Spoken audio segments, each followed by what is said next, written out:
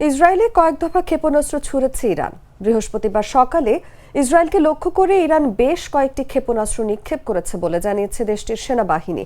এক প্রতিবেদনের তথ্য অনুযায়ী গত 2 ঘন্টায় ইসরায়েলে 3টি সতর্ক সংকেত দেওয়া হয়েছে।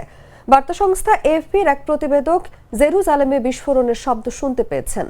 ইসরায়েলি ইমার্জেন্সি সার্ভিসেস এজেন্সির বরাত দিয়ে এই সংবাদ সংস্থা জানিয়েছে, ক্ষয়ক্ষতির কোনো খবর পাওয়া যায়নি। সাধারণ মানুষকে এখন আশ্রয় কেন্দ্র ছেড়ে যাওয়ার অনুমতি দিয়েছে ইসরায়েলি বাহিনী।